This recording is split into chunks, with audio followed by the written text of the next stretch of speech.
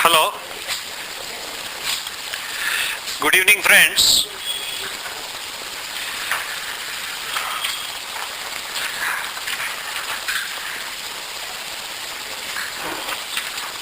On behalf of the Southern Gujarat Chamber of Commerce and Industry and specifically the Book Lovers Forum, I welcome you all. Some time back we had this very small discussion, and the activity that we are doing in the Book Lovers Forum, we wanted to give it a wider, wanted it to spread to a wider audience and to a large section of the society. And we decided that the Book Lovers Forum can join hands with Samvad to organize this exercise of book reviews. Fortunately, we have been able to strike an association with Samvad. So this is an exercise of the Book Lovers Forum and Samvad together. So on behalf of the Book Lovers Forum of the Chamber of Commerce and Samvad, I welcome you all. Friends,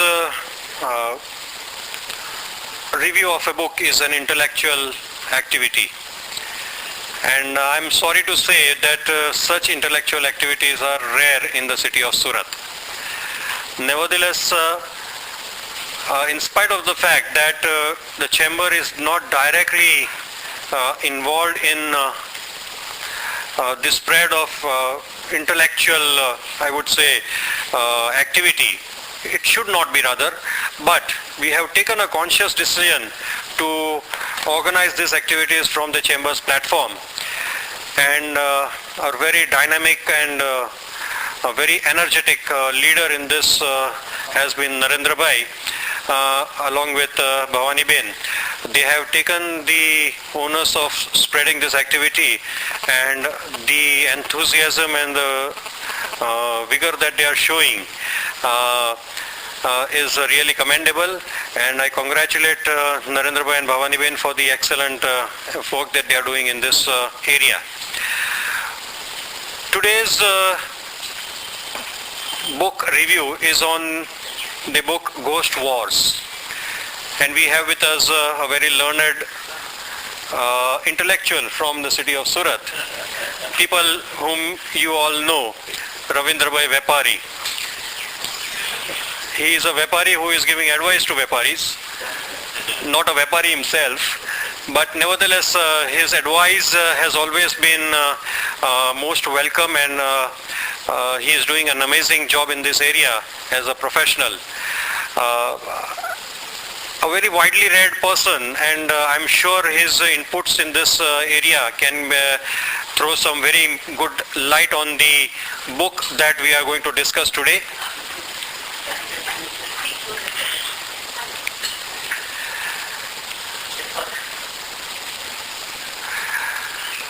So on behalf of the Chamber of Commerce, I would like to welcome Ravindra Bhai for sparing his time and coming to us and sharing his ideas about the book Ghost Wars. Welcome, sir, to the Chamber or for this function. I would like to welcome our past presidents who are present here, I.J. Desai Sahib, Dinesh Bhai, Rajnikant Bhai Marfatia, and Dilip Bhai Mandlewala, Dilip Bhai Chasmawala. And I would like to welcome all the intellectuals of this city who have taken interest to come to this particular program. And I'm sure during the course of the interaction that we have, we'll take back home something about this book. I'm sure it's a very interesting book because Ravindra Bhai does not put his hands onto anything that is not interesting. So this book is going to be of very much interest and throw some very important light on certain aspects. I understand it is something related to Afghanistan. And the last thing I can tell you, sir, is I have very good contacts with the Consulate General of Afghanistan. So,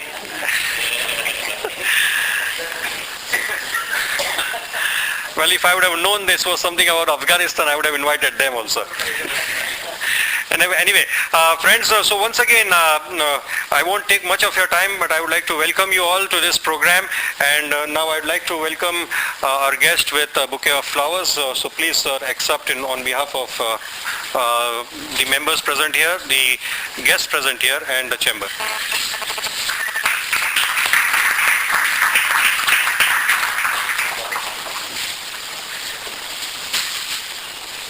Sir.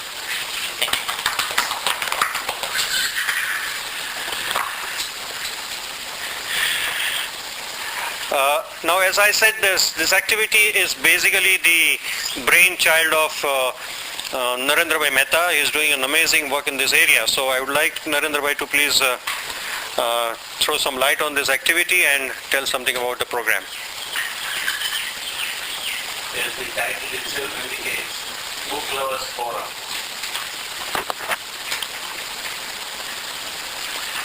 What we had found in Surat is that there could be many friends who are keenly interested in books, but they somehow are not able to find time and effort for reading books themselves. So they would very much welcome an activity like this, where somebody else does the work and gives a presentation, and therefore they have the benefit of the book. I must say that it has picked up well, and a lot of interest has generated, because I find for last several months, many times, managing committee members have been inquiring with me, when is your next meeting, Book Lovers Forum? We would like to come. We were also fortunate, Rohit Bhai mentioned, that somewhere then we have joined and combined our strengths. I think it is proving beneficial to both of us. It has certainly enriched us, and I should like to thank Dr. Sanjay Bhai Apte and Sunil Bhai for bringing Sawad together with us. This was started by actually Bhavani when she was the chairman of the library committee 2 years ago.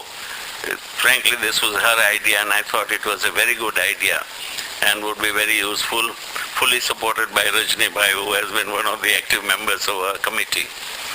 So I think it's going well. We are very fortunate to get very good speakers who make good selection of books and then address us. We've found that the response of the people is also increasing, and we normally have attendance, let's say 6:30 meeting, by 6:43 we are practically, the house is full. Maybe largely because of the name of Ravindra Bhai Vepari. So we can't take that credit, we must give it to him where it is due. We are also making a little departure this time. We are going to request Dr. Sanjay Bhai Apte to introduce Ravindra Bhai Vepari. He is a very active member of Book Lovers Forum and our academic courses committee, and therefore I have taken the liberty to request him. He is a very learned person in his own right. He did a book review for us 3 meetings ago, and I think Citadel. And the house was more than full and overflowing, and people really enjoyed the meeting. We are also, Rohit Bhai, with your permission, I'd like to add a word of welcome to Mrs. Sanjay Srivastava, wife of our Joint Police Commissioner, Srivastava ji, who was the chief guest when Sanjay Bhai was the speaker. I think all of you have been familiar because I have been talking to you about Book Lovers Forum practically every meeting. So I don't think I will take any more of time, because we want every time that's available to be with Ravindra Bhai Vepari. Thank you indeed. Thank you, Narendra Bhai. And the significance of this program is really, much more. There's added significance to this program because of the initiative of our Chief Minister Narendra Bhai Modi of Mache, Gujarat. So the program is really, the program of the Chief Minister adds weight, I would say, to your program and your initiative. Now I request Dr. Sanjay Apte to introduce our speaker. Ravindra Bhai, we have been postponing the program a couple of times. Unfortunately, last time also, because he was not well, we had to postpone the program, but finally we have him with us. So let us have a brief introduction of Ravindra Bhai from Dr. Apte. Good evening, friends. I have been given the formality to introduce a name which needs no introduction, because Ravindra Vyapari itself is a name in Surat. First time I came to Surat, I heard about him. Fortunately or unfortunately, I have never had that kind of earning to consult him professionally. So the only thing common with him, that both of us are book lovers, or we can call ourselves bibliophiles. So he is an eminent chartered accountant, partner of Natrolal Vyapari and Company in Surat, worked as a part-time professor teaching accounts, taxation, all things unknown to me, management accountancy, financial management. He has delivered lectures at meetings and seminars about taxation, financial management, etc. He is a chairman of a Vidya Mandir Society, trustee in several charitable trusts, managing committee member of South Chamber of Gujarat Chamber of Commerce, and chairman of taxation and corporation laws. But most concern I have is his love for books, and I don't take much of the time because we all would like to listen to him. So Ravindra Vyapari, the mic is over to you. Thank you. Thank you, Sanjay Bhai. And that was a brief introduction, but I can be even brief in saying that Ravindra Bhai is the encyclopedia of anything related to tax. As far as Surat is concerned, our immediate encyclopedia. We have so many people around, but he is our immediate encyclopedia for taxation and anything that is related to taxation. Ravindra Bhai. Enough of it. So, President of the Southern Gujarat Chamber of Commerce and Industries, Rohit Bhai, Bhavani Ben and Narendra Bhai, who are pioneers in this particular activity, Dr. Sanjay Apte, who has been a frequent speaker, and all friends. First of all, I must apologize for not being able to give my book lovers account last time because I had some infection. I thought I could present the book very well, but I was myself not presentable. So then I decided to skip. There is one thing as to why I selected this book. It is sometimes people wonder why this book was selected. In fact, at the last meeting itself, when Dr. Apte was giving us his Rasa Darshan of Citadel, then itself Mr. Sunil Jain told me, I said, okay, next time I will speak. But that time I was not clear about which book I would speak. Then I consulted the Dio Metta as to which would be better. I suggested 3 to 4 books I had in mind. And then they said, no, you better speak on Ghost Wars. Now this is a book I had read much earlier. But it impressed me a lot. Now it is not a normal type of book with a fiction, novel, a thematic content which I can explain in a different pattern. It is more about a background of an unlucky country, our neighbor, and where our interests are also there. That is, India's interest is very much there. How it went through 2 decades of agonizing situation in those periods. That is the issue where the unfortunate people of Afghanistan suffered. Why? How? What could have been the solution? And where do we stand today?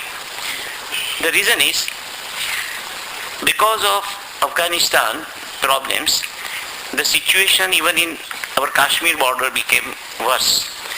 And that is why this is considered to be one of the flashpoints in the world where war can erupt in a big scale anytime. Now let us, before I proceed with the book, let us go for what can be called prologue, or let us put it, what is our relationship with this country?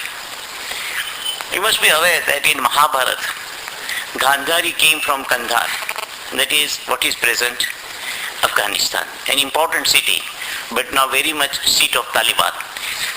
But that is from where the first association of our country started. Then of course, it is only through Afghanistan and the Khyber Ghat that all people came to India, starting first from the Aryans themselves, who are supposed to have come from the Central Asia or wherever. Then of course came the Greeks, and then there was the rule of Bactrian Greeks for some time, which was also in part of Afghanistan continued till Chandragupta Maurya defeated all of them. And the most important rule was of Kushans, where Kanishka, the king, came. Why it was so important? Because when Kushan kingdom was there, it was so huge. Not only that it encompassed our North India, but covered a large portion of Central Asia. Central Asia means number of countries, which I will show you. Normally, we don't come with a PowerPoint on a book lovers club, but just with a view to explain properly why it is brought. I would like to. So then,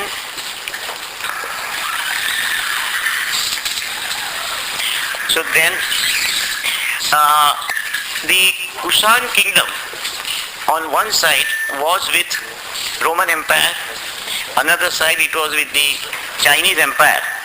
And the first international trade started in the 2nd century AD with the Silk Route from China to Roman Empire through the Kushan Empire, and the Spice Route from India to Kushan Empire to both Roman Empire and Chinese Empire started. So this is the beginning of this. Now the Kushan Empire had great interest and substantial presence in what is presently Afghanistan. Then of course we know the Shaks came, the Huns came, then of course the latest to come after that and who remained here and started a big dynasty with the Mughals. They also came through. In fact, Babur always remembered Kabul all the time when he was in Delhi. He missed it. So that is how it was. And thereafter, for a long time, the Mughals ruled and we had no problem. But as the Mughal dynasty started getting weakened, there was the attack of Nadir Shah, 1743. He also came from Afghanistan, of course from Iran, but via Afghanistan, and created a lot of massacre in Delhi. Then, with the collapse of all the kingdoms in India during that period, there was the rise of the Maratha Empire. And in 1761, Ahmad Shah Abdali came from Afghanistan, and we had the third Panipat battle, where the Maratha forces, all the kingdoms, all the Sardars joined to fight a battle with Ahmad Shah Abdali, and they lost heavily. In fact, it was considered that in Pune, almost every woman had become a widow. And the Maratha Peshwa's empire, or Peshwa's control over the, what they call from Attak to Katak, that is from Orissa to the northwest frontier province, the Marathas ruled, but it had a severe impact. Then things remained like that. Then what happened, and this is very important. You can see this Afghanistan, located just above Pakistan. On the northern side, what are now shown as Kazakhstan, Uzbekistan, not mentioned therein are Tajikistan and Kyrgyzstan, Turkmenistan. All these became part of Russian Empire. Tsarist Russia, under Peter the Great, under Ivan the Great, took over entire Russian Empire right up to the borders of Pacific, near Japan.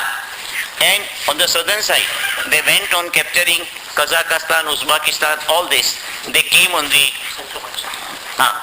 the borders of Afghanistan. But this is where Russians had to stop, and this is where the British had to stop, because there were two big empires And both thought that no use fighting here, let this country remain independent. So Afghanistan did not become colony of any country. Whereas it was something like, you must know, this is Thailand. On one side was British Empire, on this side was French Empire in French Indochina, what is known as Laos, Cambodia. Down below was Indonesia, where there was Dutch Empire, and Thailand remained independent. So by default, Afghanistan and Thailand remained independent, and Afghanistan continued to enjoy its freedom. In 1789, you kindly note this, very important, 1879, the Britishers tried their best to defeat the Afghans, take the control. But Afghans were fiercely independent and they defeated British. And that was the last attempt made by Britishers and then gave it up. Exactly 100 years thereafter, that is in 1979, the Soviet armies entered Afghanistan. And why they entered? Now that's where the story of the ghost was began. Up to 1973, there was King Jahir Shah of Afghanistan. Jahir Shah was ousted by his cousin, establishing communist rule in Afghanistan. Communist because all these countries, though basically moderate Muslim countries, had a communist background because of Russian occupation, and thereafter what was Russia, Tsarist Russia, became Soviet Union. It had an impact even on Afghanistan. Now once in 1973, the communist rule came in Afghanistan, then the Afghans rose in revolt. Why? Because in the first place, they did not accept communist ideology. It was an ideology of infidels, according to them, and therefore they would not tolerate. So Afghanistan rose in unison from the what you call the top part of, this is called the northern Afghanistan, supported by Tajikistan and Uzbekistan, and southern part which was by Hekamatyan. And they continued to fight with Soviet Union. Now it was not simple as easy to fight with Soviet Union of 1979 and 1980. This was a mighty country at that time. Now there were so many countries interested in how they jumped in, what was their agenda. I will discuss each of them subsequently. But then what happened was that US never wanted Soviets to have stand in Afghanistan because it was anti-Soviet. That was the height of Cold War, and therefore they said we'll see that the Soviets are ousted. So they supported the resistance groups. When they supported the resistance group, they made the same mistake as they are doing now, and they say that Pakistan is the front state. As you see, the Afghanistan is landlocked country. So how do you reach Afghanistan? So they call Pakistan and say, we'll give you all the funds, we'll give you all the arms, see that the insurgents get this fund. On the other hand, Saudi Arabia also wanted to join this. Saudi Arabia had huge funds. Why? Because in Afghanistan, on the east side or west side, were Hazaras, who were Shias. And here was a big Shia country with which Saudi Arabia never reconciled itself, Iran. And they never wanted any other person to rule Afghanistan except a Wahhabi Sunni Muslim territory, or what you may call some kind of radical Islamism. So Saudi Arabia with its huge funds also joined. So Saudi Arabia and US joined to fund insurgents through Pakistan and ISI. Now why Pakistan and ISI? Because you can see there is no direct access except through Pakistan. Even today when we hear all these things, we try to reconcile with what is happening today. Then also the US cannot leave Pakistan for the simple reason that it is the only way to go to Afghanistan. But when they did so, Pakistan played its own game. Now what is the Pakistan's agenda? Pakistan was always having a problem of what they call the strategic cut. They say this is very small area. We must have in Afghanistan not only a government which is friendly to us, but which is also hostile to India. They always, after the Bangladesh war and loss of Bangladesh, Pakistan was always fearful of India, and therefore they wanted what they call, and what they still now call, strategic depth. So Pakistan was keen to join the battle, because why they should not? Money was coming from some part, the arms were coming from other part, and they wanted to take up their own agenda. So they supported in Afghanistan those who were on this side. they did not support what was called Northern Alliance, about which I will discuss subsequently. So ISI, CIA, US, that is part, and Saudi Arabia went on pouring funds to such an extent that there was at one stage there were more personal arms in Afghanistan than India and Pakistan combined. And with that, there was continuous fight with the Soviet Union. Now, as the fight was going on, Soviet Union did not budge. But as the time passed, then Soviet Union's economy was not as strong it was made out to be. And when Gorbachev became the Prime Minister of USSR, he said, no, nothing doing. We can't continue to remain in Afghanistan. We can't keep our troops like that. We can't meet the expenditure. It is too big a burden. So he gave some time to the Russian generals, Soviet generals. If you can't conquer in some time, we can't throw away these people, we'll get out. So in 1985, Gorbachev declared that Soviet Union is getting out. And that was everybody was happy that ultimately Soviet Union is getting out. But that started another round of trouble because that started civil war in Afghanistan.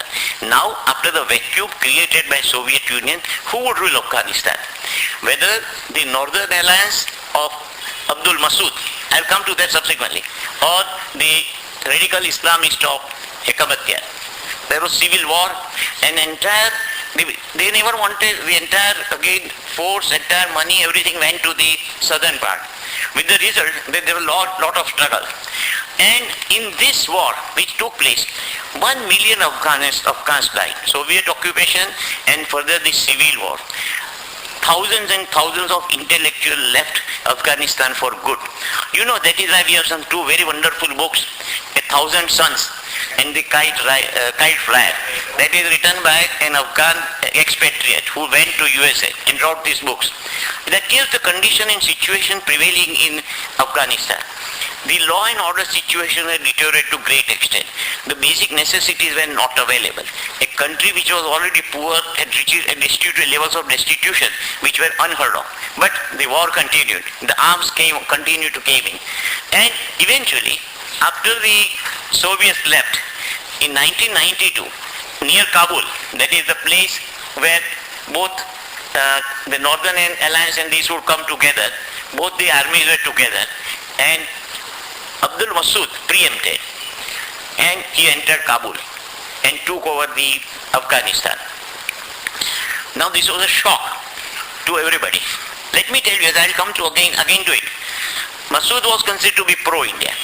And as the book reveals, which probably we never knew, while southern parts were held by USA, Saudi Arabia, Pakistan, the northern parts were held by Iran, Soviet Union, of course now Russia, and surprisingly India.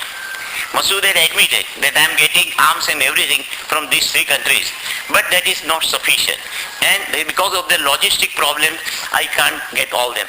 And why India supported? That is very important. Our involvement in Afghanistan is not new, but why we supported? Because he was a devout Muslim, Masood, but he was what we call the face of a moderate Islam. And India wanted somebody to rule Afghanistan who would not be hostile to us, who will be friendly to us. India never wanted an Afghan government which would be against Pakistan, but at least it should be pro-India. So we went on helping them. And in 1992, the Afghanistan was under him. Of course, the southern part remained under the control of Hekamatyar and civil war continued. The missiles destroyed all the buildings of Kabul, universities, schools, colleges, everything. But the war continued. There is another development that took place now, with which all of us are concerned. And there is a very graphical account of how it happened. In 1978, Jia was the dictator in Pakistan. Prior to Jia, Pakistan, because of his father of nation, Jinnah, was a secular state, or there were secular tendencies. But Jia brought in Islamic law. And Jia started a number of madrasas. Madrasas which were only 900 in 1977 were 33,000 in 1988. These madrasas, they nurtured a new group of people, what are called seekers of knowledge. and they were Talibans. Now these Talibans were not corrupt. Talibans were devoted to one thing only, that we want pure Islam to come in this world. And then when the Hekamatiyar could not defeat Masood, the Saudi help, the Pakistani help, the ISI help, and because of that help, indirectly US help went to Taliban.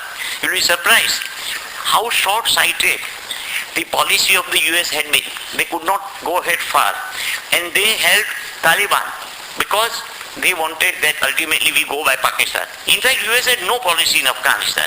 It had mortgaged its policy to Pakistan. Even now we feel like that. But there are different compulsions today. I'm not going to come with that. With the result, the Taliban increased in strength, and in 1996 they took over Kabul. They went on defeating the forces of Abdul Masood, and Abdul Masood was confined to a very small place near the borders of Tajikistan and Uzbekistan. He himself was Tajik. But the population of Afghanistan was 50% Pashtuns and Tajiks, Uzbeks and Hazaras. Now Pakistan had another problem.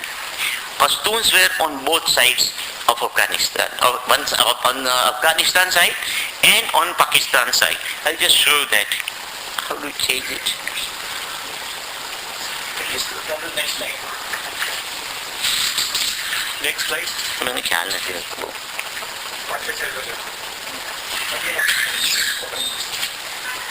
आज एक करता नहीं ना है रो. That's all. Now this shows. Now you see, the green and yellow all areas are Pakistan, but these are all areas under Taliban now. Pakistani army cannot do anything even today, but the Taliban controls them. On the other side also Taliban. Most of these Talibans were Pashtuns, and Pakistan always feared, as the Britishers earlier feared, that the Pashtuns will ask for their own national government, and at that time Pakistan may have to part with somebody. So that is why also one of the reasons why Pakistan joined fully in war to control it. Even the Britishers, when they knew about this problem, they had drawn a sort of Durand line, which was never accepted by Afghanistan, which was never accepted by Pakistan, which came in the place of British India in that territory. In fact, the animosity between the two countries was so much, between Pakistan and Afghanistan, that when Pakistan applied for membership of United Nations, the only country to oppose that was Afghanistan. Because Afghans always distrusted and feared Pakistanis. Afghanistan's population is 2 crores today, and Pakistan is 17 crores. Pakistan is a nuclear power. Pakistan is supported with so much funds by other countries. Now, I digress, but this is a reality of the situation. Now with the Taliban coming to power in Afghanistan, now let us see what they did. Because when the Soviets were leaving Afghanistan, they say that please listen to us. In the vacuum that we create, you are going to have radical Islamists. So do something about it right now. We are not concerned now with Afghanistan, we are getting out. But USA did not pay any heed to it, because USA was only interested in Soviets living, come what may in Afghanistan. And what happened? After the Russians left, after the Soviets left, or rather let us say Russians, because already the Soviet had disintegrated. The Americans lost interest in Afghanistan for at least 10 years. In the last years of the senior Bush, in the first 4 years of Clinton, there was no involvement of United States except for providing arms, nothing more. And now, in this absence of this, in account of this vacuum, Taliban flourished with the help of Saudi Arabia, and one more person who is very much important is Osama bin Laden. Because Osama bin Laden shifted to Afghanistan and he went on funding the Taliban activity. Now what happened when Taliban came? Let's just give you a glimpse of what they did. First of all, they banned toothpaste, cigarettes, dancing, music, singing, kite flying, TV watching. Goods were not to be wrapped in paper. American style haircuts banned. Women ordered to disappear.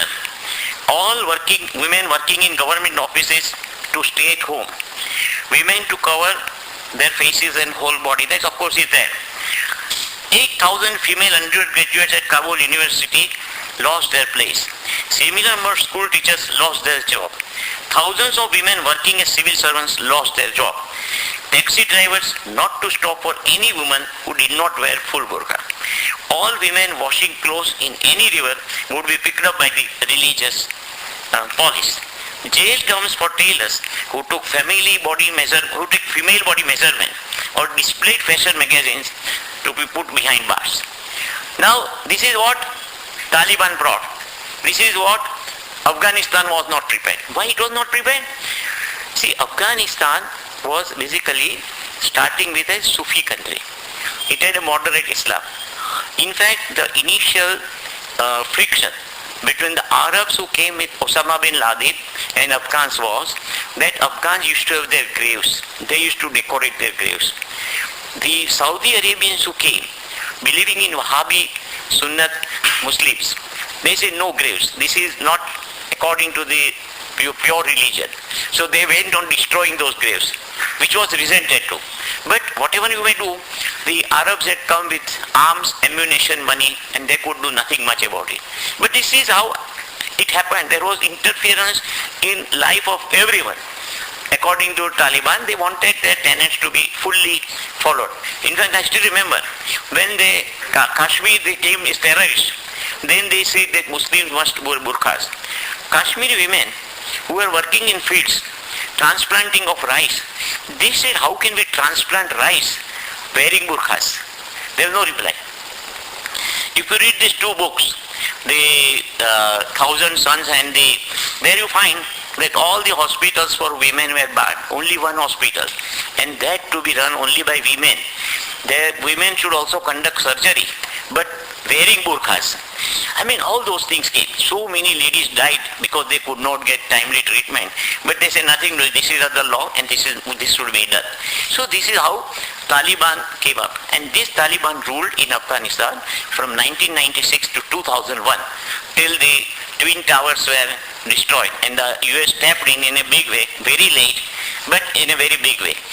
Now, during this period, again, only one person was fighting Taliban in Afghanistan, and that was Abdul Masood. He was called Lion of Panjshir because he was the most charismatic leader and who defeated Soviet offensives 6 times. And he was respected also. At the end, when the things were becoming worsening, the Pashtuns of the South Afghanistan, headed by Mr. Karzai, who is now the president, and Masood joined hands. And they requested USA to help them to defeat Taliban.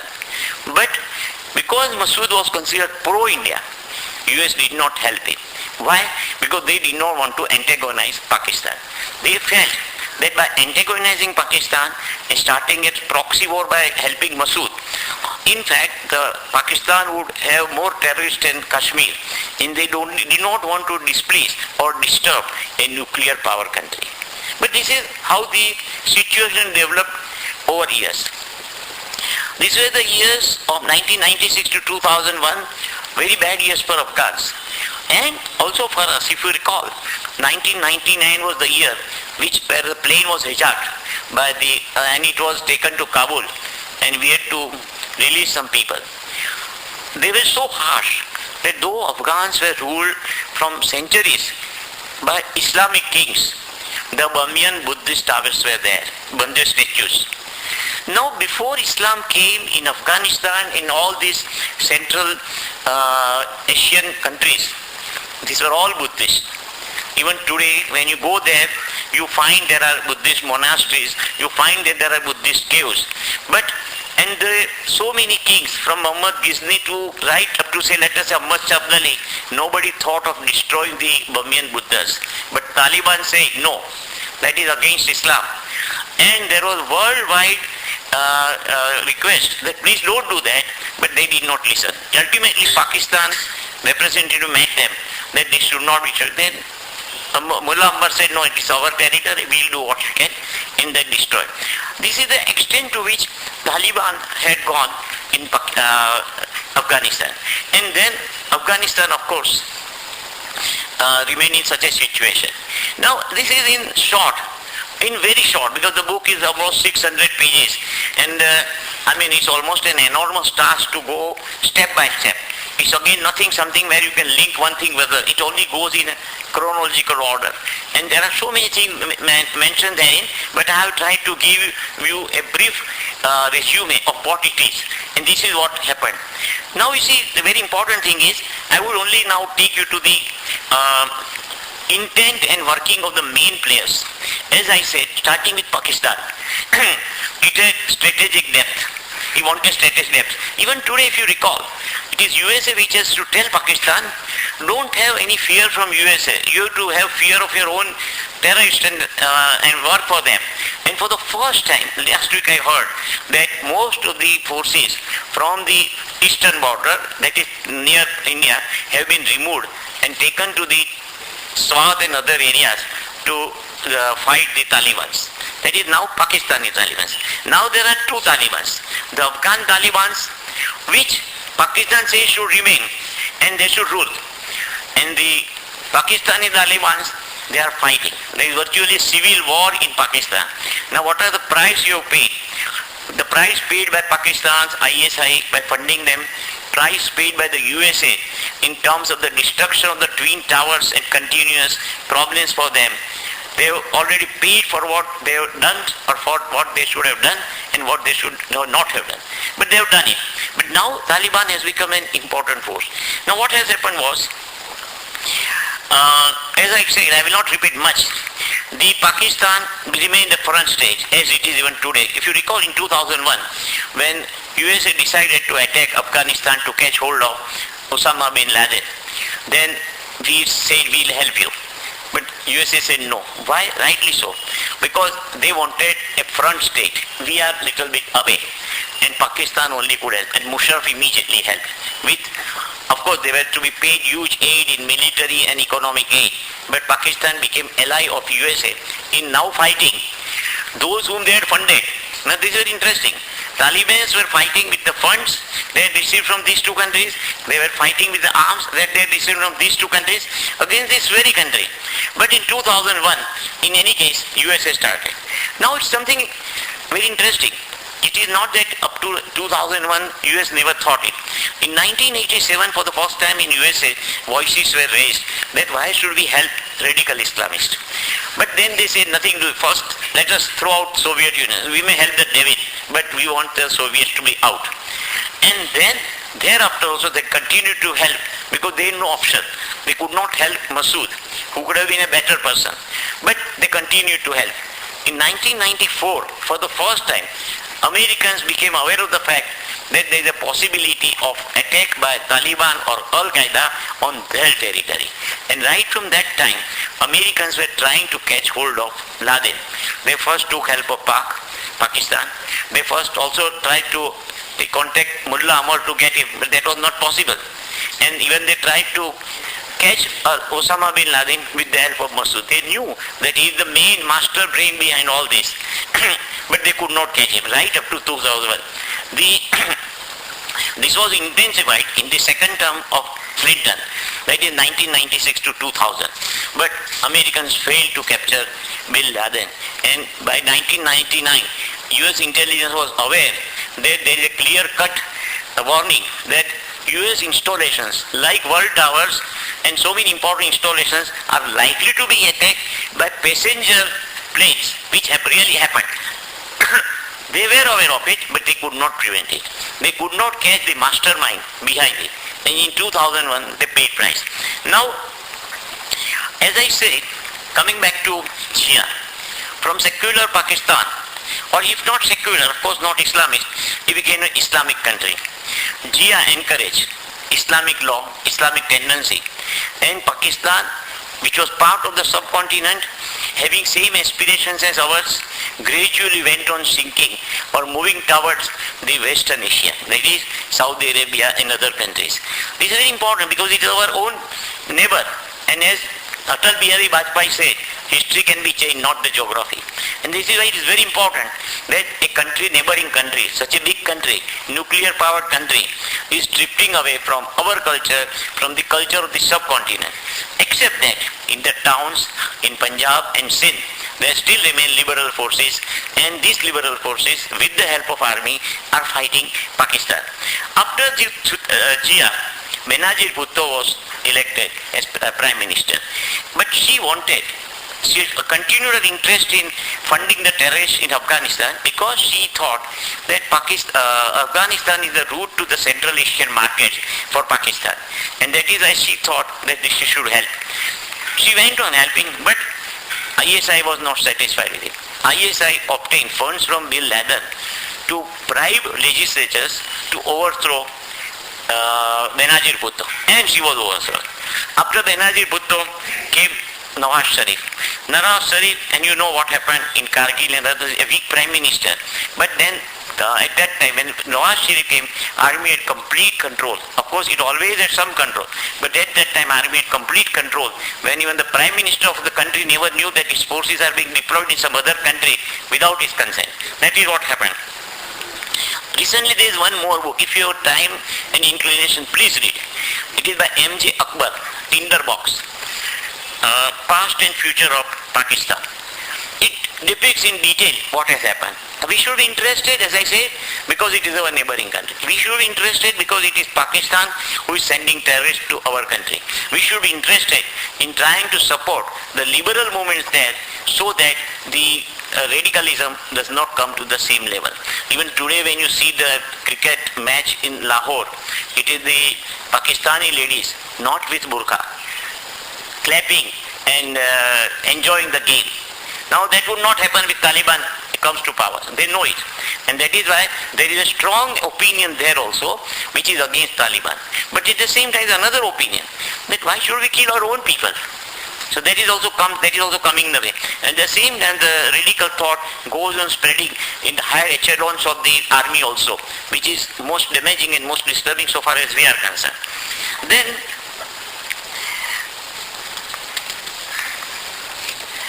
as USA at that time warned Pakistan that with this penetration of Al-Qaeda and Taliban in your army, you will have attacks, assassination and riots in Pakistan. Pakistan did not pay heed. And while we do have terrorist attack once in 2 months, once 3 months, in Pakistan almost every week, either there is a blast in Islamabad, Peshawar, Lahore, Karachi. It is happening all the time. It is a continuous process. The country people live in such a fearsome situation. Then of course, afterwards, Musharraf took over. Musharraf was considered to be a liberal, and he was liberal. In fact, I still believe Musharraf was the best bet for India because he had the control, command and respect of army, which is the main power in Afghanistan, but he also believed in liberal policies. He was not subscribing to that. The only obsession the Pakistan had was with Kashmir. And when you talk of Kashmir, everything goes away. You talk of only fighting India and seeing that you succeed. But when you take out Kashmir, and when you look at normal perception of Pakistanis, they are not such. In a majority is still not such. But that is all about Pakistan. But for the first time after Musharraf, Pakistan started counter-terrorism in Afghanistan and Pakistan. Then we come to USA. Now there is an important role played by CIA in all this. In fact, CIA exceeded the authority given by the state government, and CIA ruled as if like ICI with ISI with all the powers. You know why CIA was founded? After the Pearl Harbor attack, President Truman, to prevent recurrence of any such attack, founded CIA. That was the objective, but it continued. But the entire US policy, as the author rightly says, was short-sighted, simply anti-Soviet, indifference, blindness, lassitude, and because of the bruising in Vietnam War, because they lost Vietnam War in 1975 only. So they were all the time obsessed with that, and they wanted to settle scores with Soviet Union in Afghanistan. That blinded them to anything without considering the consequences of what they were doing, or consequences that may eventually come on there. They never thought of it.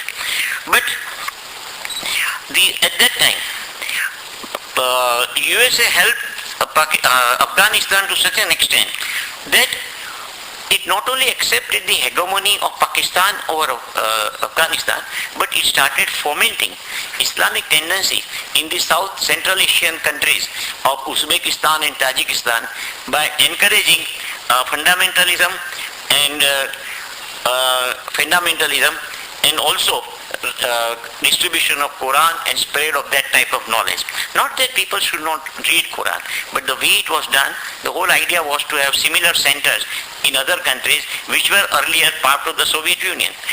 Billions of American dollars of taxpayers' money of USA went in the hands of anti-US Afghanistan Islamists, and that was the biggest loss. But as I say, with the collapse of USSR in 1990, USA lost all interest till the second half of the Clinton administration. Then their interest was, they started thinking of supporting Masood because that was the only hope left for bringing sanity and sobriety in Afghanistan. But they were always afraid of Pakistan in the sense that Masood was considered to be too pro-India. We don't know that how much we helped Masood, but US knew. India, it was held by Iran, it was held by Russia, and he was held by India also. And Masood, but it was because of the logistics, it was very difficult to help Masood in a big way because he was far away. If at all you wanted to help, you had to help him through Tajikistan, which was not always an easy job. So as I said earlier, then for 1997 was the year when Taliban was criticized for the first time by USA, by Hillary. Then 1999 they were aware of strike by Laden and increased possibility. In 2000 everyone feared death. This was the situation in USA. But US refusal to support Masood Karzai alliance was ununderstandable. There's something difficult to understand. US should have taken India into confidence. That's what author says, because that was the biggest bulwark that it could have it. And it was not easy to reach Masood. But this is how it is. So far as Bush government was concerned, it had no policy. Bush was dependent only on Condoleezza Rice. Bush, of course, started a tilt towards India in the second part of his tenure. And the situation gradually changed so far as that came. Now the question is of Saudi Arabia. What was the role of Saudi Arabia? It was anti-communist, anti-Soviet, and more importantly, anti-Shia Iran. Anti-Shia Iran because Iran was a Shia country, and Iran was a Shia country close to Afghanistan. Iraq had a Sunni dictator with a large Shia majority, but after the US came and after the front election, the Shias came to majority. And Saudi Arabia never wanted one more country which would become close to Iran and which would be like Shia. Saudi Arabia also was very much afraid of Iran. If you recall, last month only, the Prime Minister said, you must cut the head of the serpent. That is of Ahmadinejad, the President of Iran. But Iran now is a nuclear power. So Saudi Arabia was also afraid, and they wanted one country between them, near Iran, which would be a strong Sunni country, which would always be helpful against Iran. I'm just talking of the agenda. And see, there was large flow of funds and radical Islamists went to them. Then, I'll not try to repeat, sometimes it gets repeated. And then, with this money, the terrorist activity started all over the world. It was not confined to Afghanistan or Kashmir. It went to Chechnya in Russia, it went in Algeria, it went in Tunisia, it went in Palestine. Wherever there was where it went to Yemen, so many countries started getting affected. It went to Somalia also by this radical Islamism, which created a new chapter in the history of modern world. Now this is something you could never imagine in the later half of 20th century or first half of 21st century. But this was what happened because of Saudi Arabia's flow of huge funds to these areas. Then, of course, it had differences with Laden, and it tried to help USA in catching Laden, but that could not succeed. Now so far as Taliban is concerned, they are referred to as students of Islam or seekers of knowledge, all coming from Pak madrasas. So in Afghanistan, who played the role? The Pak madrasa Talibans and the funds from these two countries, Saudi Arabia and US. And this was funded heavily. The Taliban believed in austere Saudi theology. What is austere? That is Puritanism. As I said, no, this cannot be, no music, no this, nothing that. They were affected by that. And they followed the Deoband school of India. Most of you may not be aware of what is Deoband school in India, but that is a seminary, a respected seminary of Islamic knowledge and culture, to which Saudi Arabia's Wahhabis also subscribe. But Deobandis were very clear. They said that no, we don't support the terrorism. But the main ideology was taken from the Deoband seminary. And by 1995, entire South Afghanistan was in the hands of Taliban, and thereafter, in 2001, it was taken over by it took over the entire Afghanistan except the northern portion which remained in the hands of Ahmad Shah Massoud. Now let us look at another important player, Laden, a prosperous Arab connected with royal family and considered US as the enemy number one and Saudi Arabia as enemy number two for permitting the infidels, that is American forces, on the Holy Land. Now Saudi Arabia has American army in Saudi Arabia. Do you know the main reason? The main reason is that Saudi Arabia, it is ruled by family, huge family, but they always thought of the descent of the public, so they wanted American army. And second more important point was again the fear of Iran. So Saudi Arabia continued to have it, and Laden objected to it that you can't have a foreign army in Holy Land. This is the land of Islam, Makkah and Medina. How can you tolerate? So Laden was right in his own way, but he considered Saudi Arabia to be enemy number two. And when he was in Saudi Arabia, and then he started conflict with the Saudi Arabian family, that is government, and then he was made to shift from Saudi Arabia. So he went to Sudan. From Sudan, he continued his activities, and you will be knowing that in Sudan, there was a very bad civil war when 2 lakh people were killed in Sudan. And there also it was the hand of Osama bin Laden. Of course, now the southern Sudan has recently separated, and probably there will be no war. But America brought so much pressure on Sudan that ultimately Laden shifted to Afghanistan and had made his headquarters at Kandahar for a long time. But he could never be located, neither by the best of the intelligence systems of USA or by anybody. Till in 2 months before, he was killed in Pakistan. Now, as I said, so far as India was concerned, small role, we wanted friendly government in Afghanistan and not militants. And therefore we helped Massoud by arms and funds. Of course, Massoud did not succeed, and unfortunately 3 days before the 9/11, he was assassinated. When he was assassinated, Hamid Karzai, who is now president, said, what an unlucky country. That the best person in Afghanistan who should have ruled, who could have got the loyalty of all the people, is no more there, but he died. As I said, Soviet Union was interested because ultimately there is another thing that is said about Soviet Union, that in the north, on one side, the Vladivostok near Pacific are also cold waters. On the other side, in the Europe, in the Baltic Sea also cold waters, and Russians always wanted warm waters. So their target earlier was from Afghanistan to Pakistan and Karachi, so that the Russians get hold here also. That was the objective even in 1879, where the conflict with the Britishers, they could not succeed, but they never left it. Please try to understand, the biggest empire done by any country in the world was by the Tsars, and the Soviets inherited, consolidated it, and brought it under strict control. The Soviets, though became communist, never remained, they continued also to be imperialist. All these countries in the southern part, as we see Tajikistan and others, they had become part of Soviet Union till it was disbanded. But even after they separated, there are separate treaties by Russia with them, that whenever there is anything, their army would come and help them.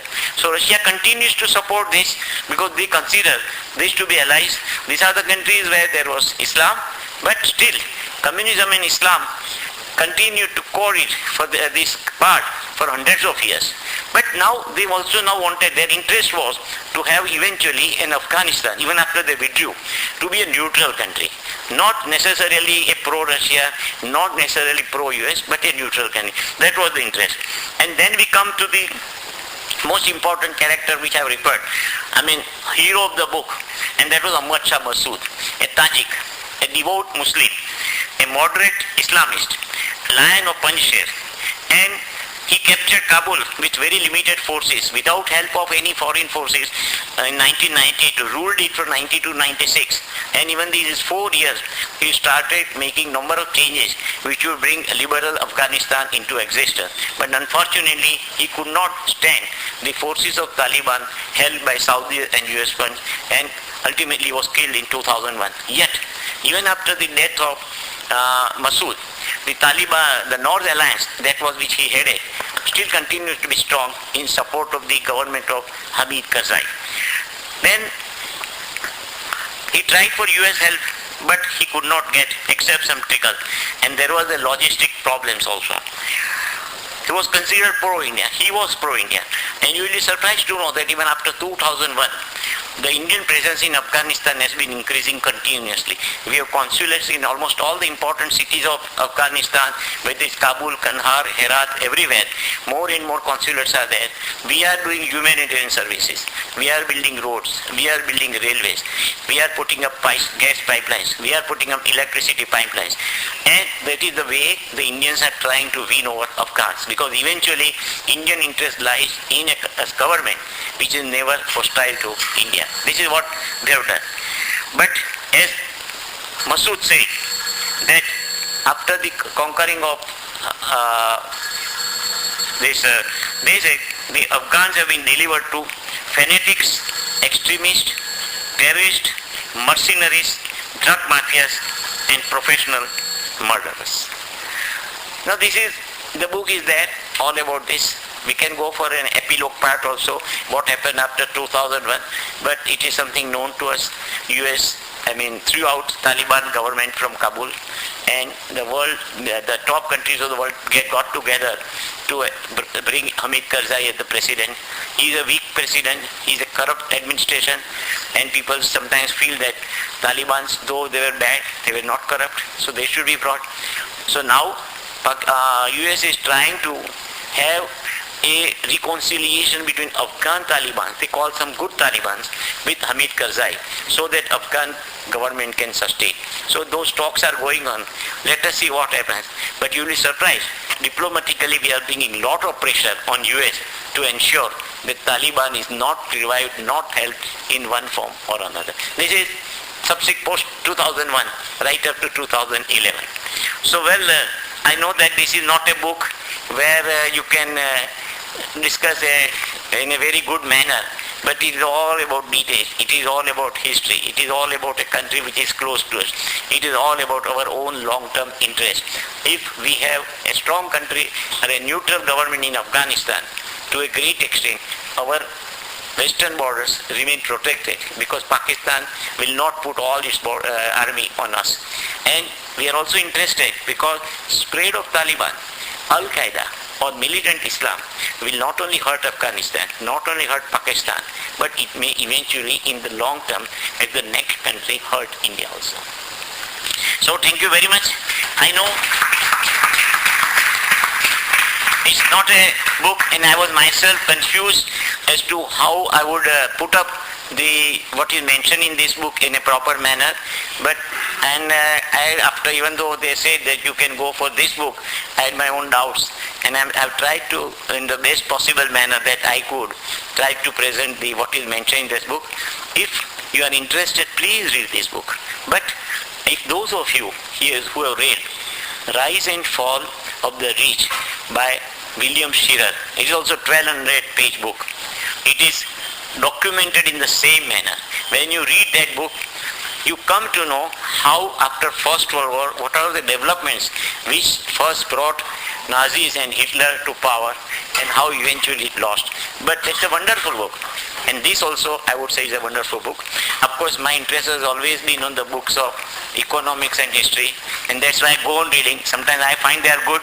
Maybe my perception is not shared by all, but this is how it is. Thank you very much.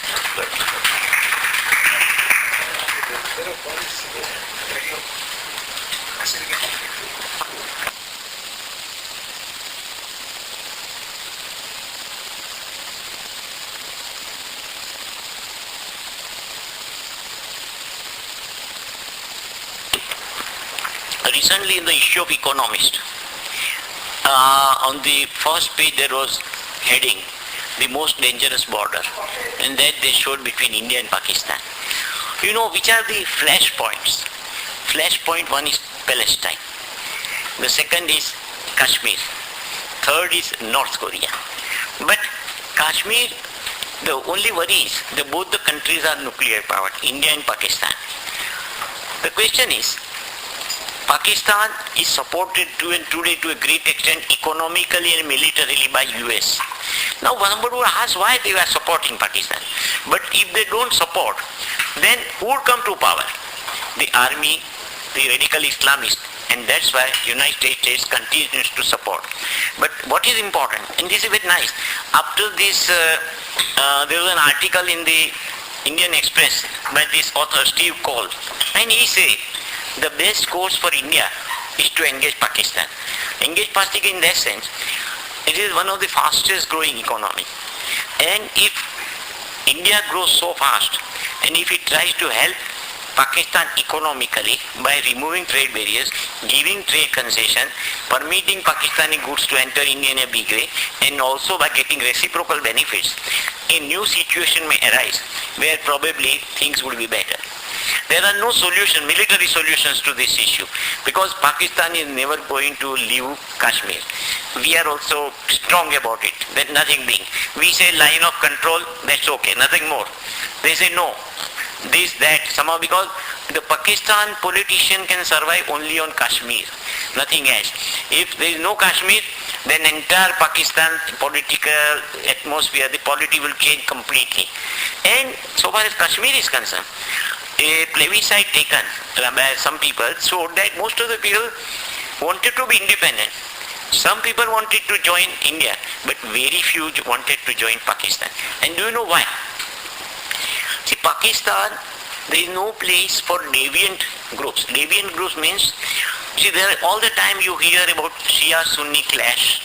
The mosques are bombed, the Shia mosques are bombed, sometimes Sunni mosques are bombed. Ahmadiyya, another community which claims it to be Muslim, they say it is not a Muslim country, that is deprived. The Sufism, which was the base of Islam in the subcontinent. Please try to understand. Islam did not come to India because of force, but because of Sufism. And Sufism was a theory which also made Indian people to join Islam. Nothing wrong about it. And Sufism also was, to a great extent, prevails even today in Kashmir. They have seen what is happening in Pakistan, so they would not join. In fact, this is the time for India. As it is, we are spending so much money in military, keeping military.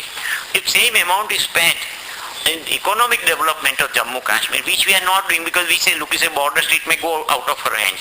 But it has to be a gamble. If that is done, well, things can change. If you engage Pakistan economically, more and more trade delegation, more and more trade, ultimately the trade which avoids war. And if that is done, then that trade can happen only by giving huge concessions by India. The concessions may be detrimental to a certain extent from economic terms, but from the long-term interest of India and long-term interest of a good relationship between the neighboring country, that's the best solution. Third World War may not take place because with a nuclear power, Third World War is a god. Who will take the step? What is the role of China in the China has a big state, Xinjiang, that is a Muslim, to a certain extent Muslim state. And China is also interested to ensure that the Islamic tendencies do not become radical in that area. But China is a different way of tackling. They have put up lots of industries, lots of businesses, lots of employment opportunities. As a result, These things have not happened. But at the same time, it is guarded. It would never encourage any form of radicalism. At the same time, it knows that another superpower in Asia, which is coming gradually nearer to it, is India. But please remember that the big powers never think in terms of competition. They have space for each other. If India and China, as they are really doing well with each other, the trade develops, it is both countries would benefit. India also understands and China also understands that. So China has so far not taken any active role except supporting Pakistan for the simple reason that he also wants to put some check on India. In reference to that Third World War situation, somewhere Paul has mentioned that initially America didn't want to come in open, and that's why they covertly supported IS and Pakistan just in case, because that time Russia was powerful. So just to avoid the possibility of Third World War, that was why they were supporting covertly. I agree with you. That was, they did not want direct confrontation with Soviet Union. But you know, the Americans had become aware at the time of Ronald Reagan that in last 10 years, the Soviet economy was growing at 0%. They knew that economically the Soviet Union is becoming so weak that it cannot afford military adventures, that it cannot afford space and other action. So with that pressure, the Reagan has started the Star Wars and other things, where the Soviets failed. And eventually, the Soviet Union had to be disintegrated. But they were aware of the fact that Soviet Union was weakening, that its hold over all the, why talk of these southern countries of Central Europe, Central Asia, even on the other side of the Europe where Ukraine, Belarus, Estonia, Latvia, Lithuania, Georgia, Azerbaijan down below, all these also were given freedom immediately by Gorbachev. Gorbachev was a man of a vision, and what he did for Russia was something different. So that is why, with comparatively less territory, less natural resources, Russia gradually came in the place of Soviet Union itself in terms of power and other things. But I agree with you that ultimately US never wanted confrontation that way. Even in the Vietnam War, which continued from 1968 to 75, you will find that Soviet Union never interfered directly. It was the Chinese who were helping the North Vietnam, and eventually US had to leave Vietnam, and then the Vietnam came into existence as a country that we have. एक समय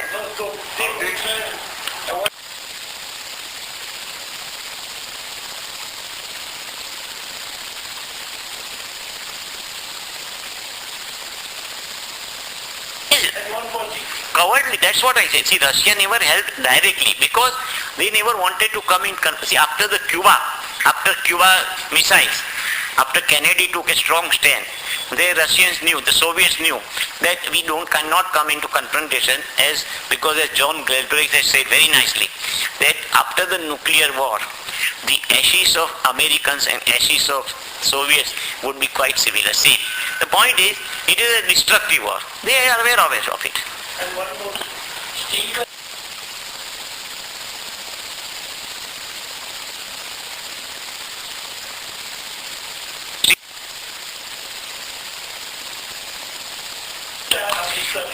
They supply to Islamists and they continue to supply and they use it even against them now. એક વખત એવો હતો કે જ્યારે સામ્યવાદ અને લોકશાહીવાદી American વલણ બે વિચારસરણીનો ભારે સંઘર્ષ થયો અને તેને કારણે ઘણું બધું થયું. હવે કદાચ એવો સમય આવી રહ્યો છે કે એક તરફ ઇસ્લામિક કન્ટ્રી અને બીજી તરફ ક્રિશ્ચિયાનિસ્ટ, એટલે ખ્રિસ્તી ધર્મ અને ઇસ્લામ ધર્મ, પણ એની વચ્ચે આવે જે છે આર્થિક અથડામણો, એને કારણે સૌથી વધારે સહન કરવાનું કદાચ ભારતે રહેશે અને ભીષણ સંગ્રામ વધારે ભીષણ થશે એવું લાગે છે. I don't believe in the clash of civilization theory. Fine, there's a simple reason. તમે આખો જે ઇસ્લામનો પટ્ટો શરૂ થાય છે નોર્થ આફ્રિકાના country Morocco, Algeria, Libya, Tunisia, Egypt, Lebanon, Iraq, Syria, Iran, and then going down below, Indonesia, Malaysia, આ બધા ઇસ્લામિક કન્ટ્રીઝમાં આખું એપિક સેન્ટર છે Saudi Arabia, and now to a certain extent Afghanistan and Pakistan. બાકી કશે નથી. અત્યારે બી તમે આજે યેમેન ને ઓમાન ને બધી ચાલે છે. Now the persons who want to overthrow the present regime, they are not Islamists. They want democracy to come. They want to see that the dictatorship. એટલે તમે જે માનો છો એવું નથી. Islam is one of the best religions અને એના જે norms છે તે સારામાં સારા છે. The point is, what the Islamists or the radicals do is also right in their own way, because they say this is what is given in Quran, so we do it today. Now, what has happened is with the changing times, they have changed. Turkey, think of Turkey, such a big Islamic power before Second World War. Ottoman Turk Empire was southern part of Europe was under it. Ataturk, Kemal Ataturk, આખું એને modern બનાવી દીધું, because it had impact of the European powers. And you know that Turkey is one of the most modern Islamic countries. There is an Islamic country in power, but they are the most moderate Islamic country. They have not abandoned any tenets of Islamism, but they are saying that there is no radicalism. That's what Ambersam also wanted. આપણે એક કરતાં વધારે દેશોમાં એવું જોઈએ છે કે જે મોડરેટ ઇસ્લામિક છે થિંકર્સ કે એક્ટિવિસ્ટ એને બહુ ઓછામાં ઓછા ધ્યાનમાં લેવામાં આવે છે અને ચઢી વાગે છે તો પેલા લોકોનું જ. That is going to be a big hurdle. No, I don't think. It will not be like that. And then once economic prosperity comes, and the roots of economic prosperity are fallen down below To the people. People would think less and less about this. ચલો આજે તમે વિચાર કરો કે કમ્યુનિઝમ ગયો. Why?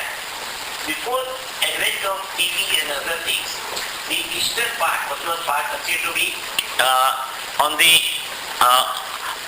behind iron curtain, people were told that you are having a much better life. આ લોકો તો બહુ ખરાબ તકલીફમાં છે. But when they started watching TV and other things, they found that they have been fed falsehood. And once they came to know, they gradually abandoned. Then over a period, these things are going to happen. જે તમે liberal atmosphere યુરોપમાં પરવેડ થયું છે તે જ અત્યારે ધીમે ધીમે બધે આવી રહ્યું છે. And particularly in the north African countries and certain countries in Asia. There are exceptions. Sometimes this will remain for some time. But over a period, I am quite optimistic that this would not remain for all time. People will not kill each other for that.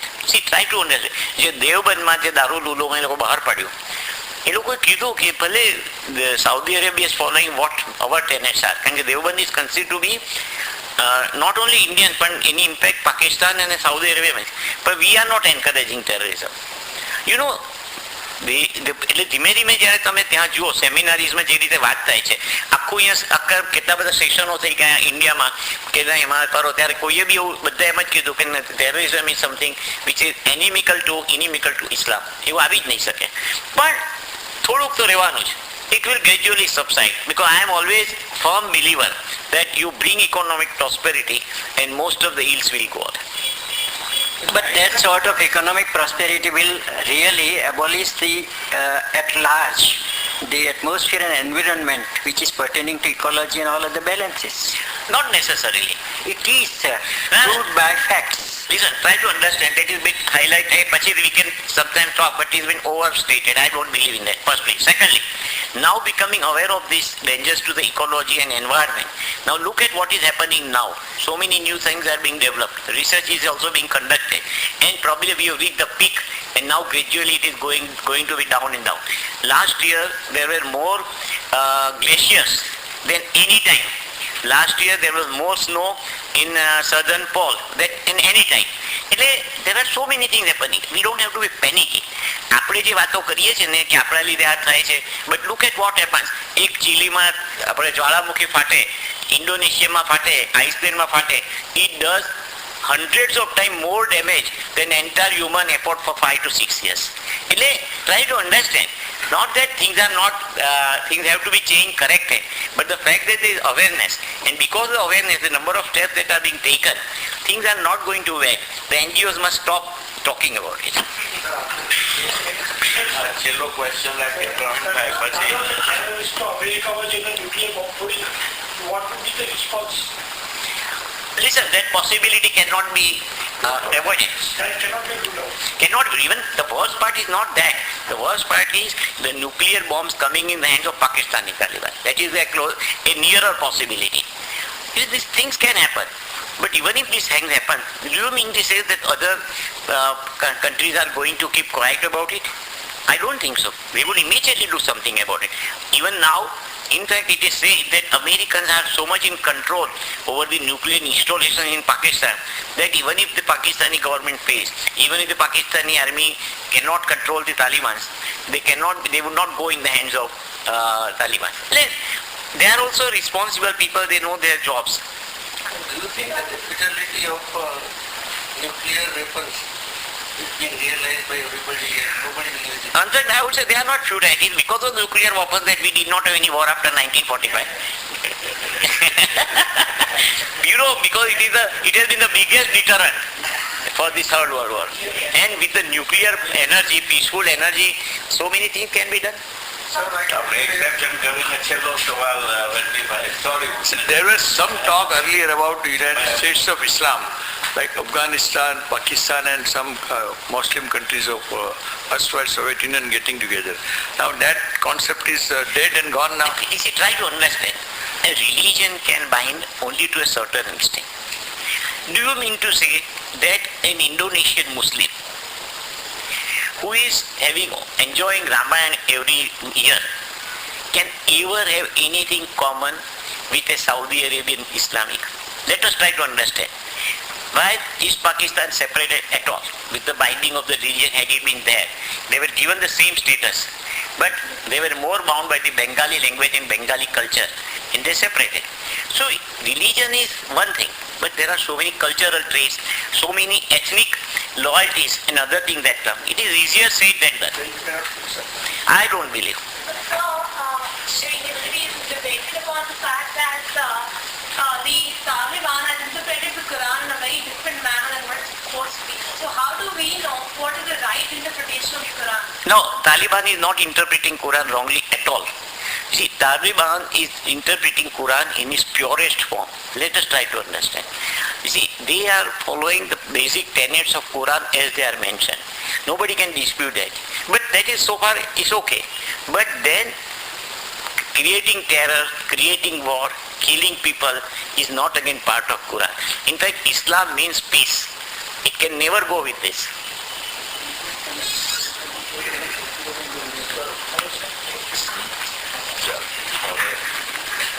Dineshbhai તમને વિનંતી કરું vote of thanks માટે પરેશભાઈ હાજર નથી, પ્રમુખશ્રી હાજર નથી. અને કોઈ પણ બોલીને બતાવી દો.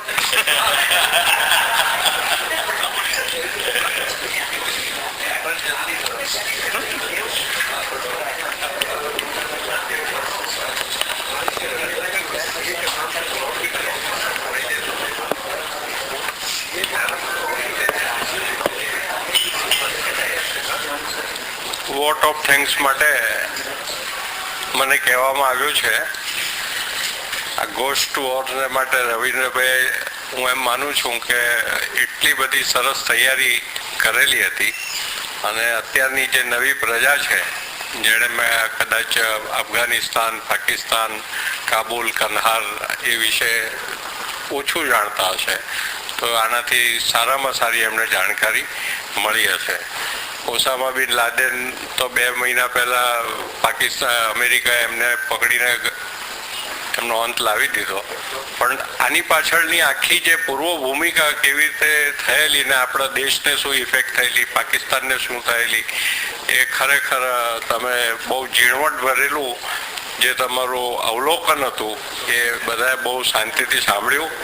અને હું એમ માનું છું કે પિન ડ્રોપ સાયલેન્ટ હતો, જરા બી અવાજ હતો નહીં. એ તમારી જે બધાને પકડી રાખવાની જે તાકાત હતી એ અત્યારે પ્રદર્શિત થઈ આમાં. અને આવા જ કોઈ નવા વિષયની સાથે તમે ફરીવાર બી આવજો. બધા સાંભળવાને માટે આતુર જ હોય છે અને આટલી સરસ શૈલીમાં તમે તમારું જે વક્તવ્ય જે આપી ગયા એ કાબિલે તારીફ છે. ફરી એકવાર આપ સૌનો આભાર. ધન્યવાદ. હા હા હા નહીં તો બી રવિન્દ્રભાઈ તમારી જે શૈલી હતી એ ખરેખર બહુ સરસ હતી અને છેલ્લે સુધી પકડીને તમે રાખ્યા લોકો.